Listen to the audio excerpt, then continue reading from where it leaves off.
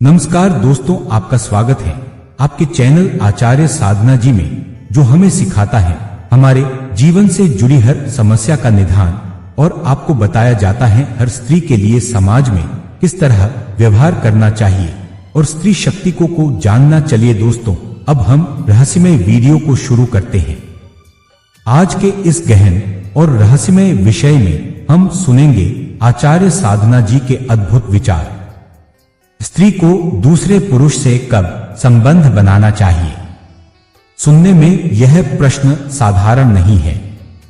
यह केवल देह का नहीं बल्कि चेतना के स्तर पर उठाया गया प्रश्न है, क्योंकि आचार्य साधना जी कहते हैं जहां संबंध केवल शरीर से जुड़ता है वहां कर्म बनता है, पर जहां संबंध आत्मा से जुड़ता है वहां साधना जन्म लेती है।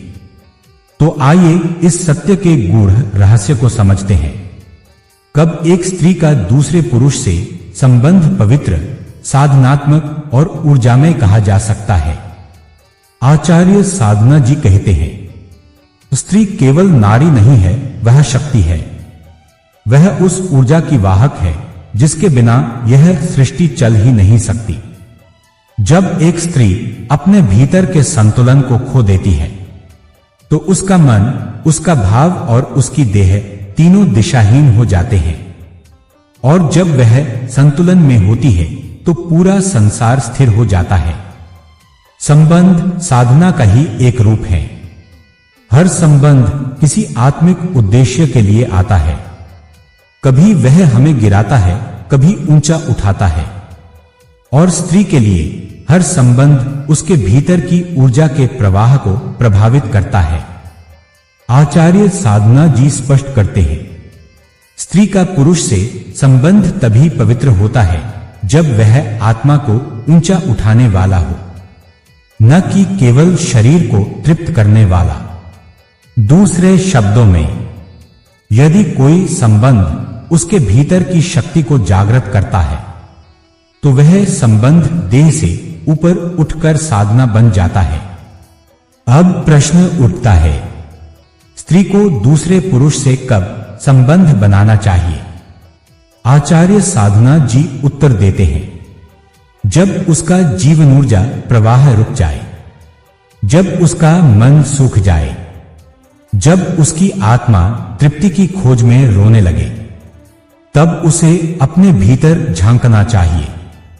शायद उसकी साधना अधूरी है और ईश्वर किसी अन्य आत्मा को उसके मार्ग में भेज रहा है। इस दूसरे पुरुष का अर्थ देह नहीं है, यह वह आत्मिक पुरुष है जो उसकी चेतना को जागृत कर सके। वह गुरु भी हो सकता है, साधक भी, या कोई ऐसा व्यक्ति जो केवल उसकी आत्मा से जुड़ जाए। स्त्री और पुरुष दोनों ही ऊर्जा के दो ध्रुव हैं। जब दोनों की तरंगें मिलती हैं तब एक नई ऊर्जा उत्पन्न होती है। यह ऊर्जा कभी एक दूसरे को चूमकर समाप्त नहीं होती, यह ऊर्जा साधना का द्वार खोलती है। उदाहरण के लिए, देवी पार्वती शिव से जुड़ी, परंतु उनका समर्पण केवल विवाह नहीं था, वह योग था।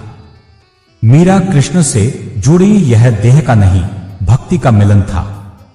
और द्रौपदी कृष्ण के प्रति समर्पित थी, पर यह भी आत्मिक संबंध था। तो आचार्य साधना जी कहते हैं हर स्त्री को अपने भीतर यह पहचानना चाहिए कि उसका संबंध किस स्तर पर है।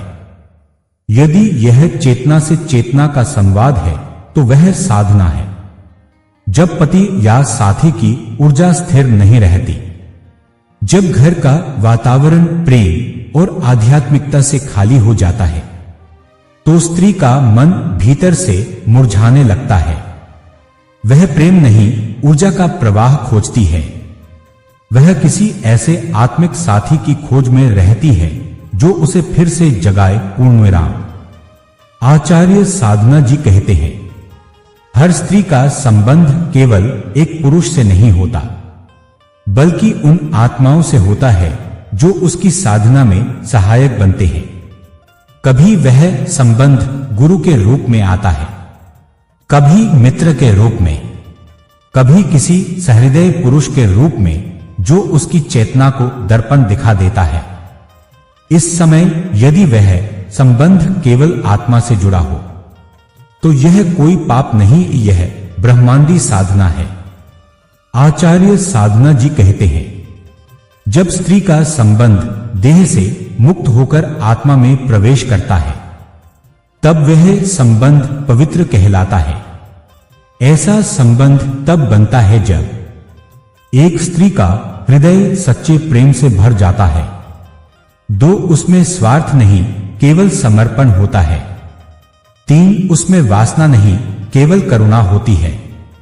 मीरा और कृष्ण का संबंध इसका उत्तम उदाहरण है। मीरा विवाहित थी, फिर भी उन्होंने कृष्ण को अपना सर्वस्व माना, क्योंकि वह संबंध आत्मा का था, शरीर का नहीं। आचार्य साधना जी यह भी कहते हैं, जहां संबंध में देह की सीमा टूटती है वहां कर्म बनता है, पर जहां प्रेम में ईश्वर बसता है वहां साधना जन्म लेती है।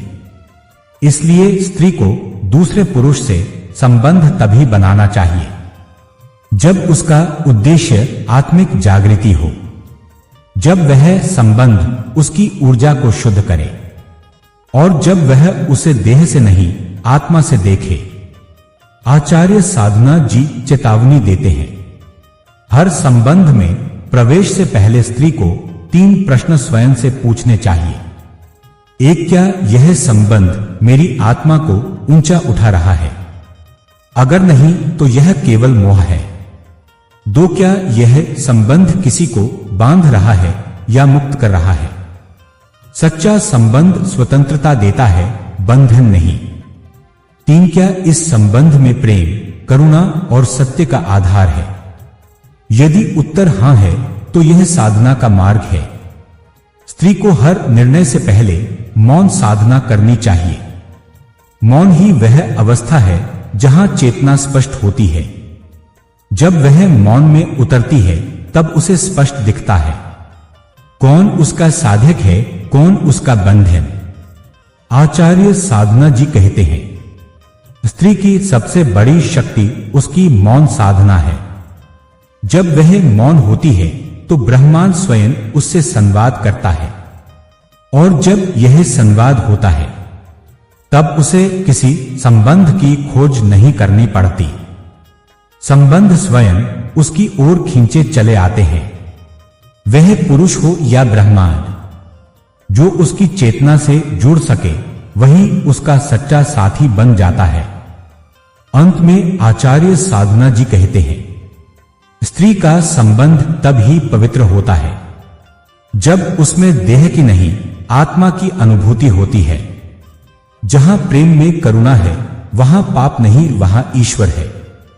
तो भाइयों और बहनों, संबंध केवल शरीर का नहीं आत्मा का संवाद है। स्त्री जब अपने भीतर की शक्ति को पहचान लेती है तो हर संबंध उसके लिए साधना बन जाता है। आचार्य साधना जी का अंतिम संदेश यही है, स्त्री का हर मिलन, हर बिछोह यदि प्रेम, करुणा और आत्मिक सत्य पर आधारित है तो वह ईश्वर की योजना का ही भाग है। कभी कभी ब्रह्मांड हमें ऐसे व्यक्ति से मिलाता है जो केवल एक क्षण के लिए आता है, पर हमारी साधना को पूर्ण कर जाता है। इसलिए किसी भी संबंध में उतरने से पहले अपने भीतर की मौन साधना को पहचानो, अपने प्रेम को शुद्ध करो और अपनी चेतना को जागृत रखो, क्योंकि जब स्त्री स्वयं प्रकाश बन जाती है तब उसे किसी और प्रकाश की आवश्यकता नहीं रहती। अगर आपको यह विचार पसंद आए तो चैनल को सब्सक्राइब करें, वीडियो को लाइक शेयर करना ना भूलें। जय माता दी, जय राधा रानी की, जय श्री कृष्णा। धन्यवाद।